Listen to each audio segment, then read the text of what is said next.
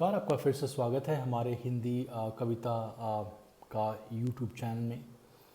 और आज की जो शाम है वो कुछ अनोखी प्रकार की शाम है, क्योंकि आज हम उन सभी यू नो कविताओं का वर्णन करने वाले हैं जिनका हमारा खुद बचपन में बहुत सारा, क्या कहते हैं उसे, कि हमने बचपन जिया है और हर उस पंक्तियों को हम दोहराएंगे जिनसे हमें लगता है कि हमें बहुत प्रेरणा मिली है।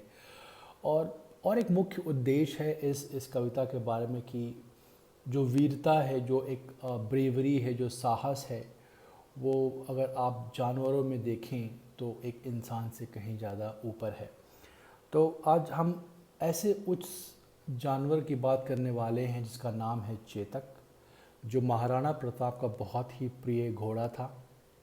और ऐसे ही एक युद्ध में जब युद्ध हुआ और जब चेतक को लगा कि भाई अब महाराणा का बचना शायद असंभव है, तो जिस प्रकार से चेतक ने दौड़ लगाई और कोशिश की कि महाराणा प्रताप को एक नया जीवन देके वो स्वर्गवास हो जाए, उसी के बारे में श्याम नारायण पांडे ने एक कविता लिखी है चेतक की वीरता के ऊपर।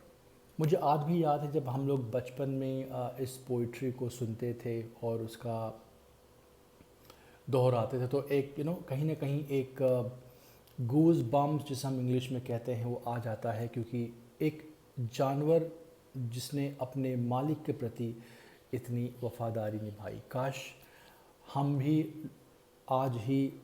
आज के समय में उस तरह अपने फैमिली के प्रति, अपने लोगों के प्रति एक वफादारी निभाएं, उनको सहयोग दें, उनका साथ ना छोड़ें। खासकर हमारी जो युवा पीढ़ी है जो बहुत जल्दी कहीं ना कहीं हार मान जाती है, लोगों को संभालते संभालते अपने बुज़ुर्ग माँ बाप का साथ देते देते। तो इस कविता के माध्यम से मैं उन सब लोगों से गुजारिश करना चाहता हूँ कि भाई आप ज़िंदगी में लॉयल होना सीखिए, चाहे वो अपनी मातृभाषा के लिए हो, चाहे वो अपने परिवार के लिए हो, चाहे अपने वो मित्रों के लिए हो। तो चलिए शुरू करते हैं। और कोशिश है कि ये संदेश जो हम आपसे देना चाहते हैं कि भाई एक लॉयल होना कितनी बड़ी काबिलियत है, वो शायद इस कविता में आप सबको मिले।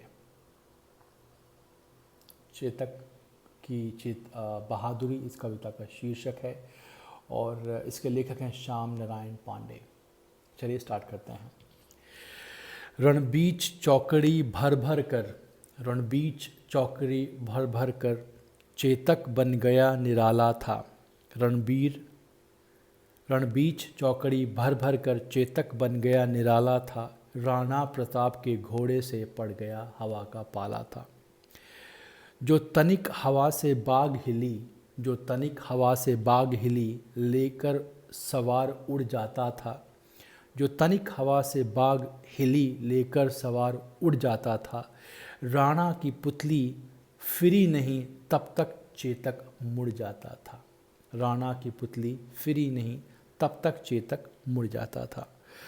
गिरता ना कभी चेतक तन पर, गिरता ना चेतक कभी तन पर राणा प्रताप का कोड़ा था। वह दौड़ रहा अरमस्तक, वह दौड़ रहा अरमस्तक पर, वह आसमान का घोड़ा था।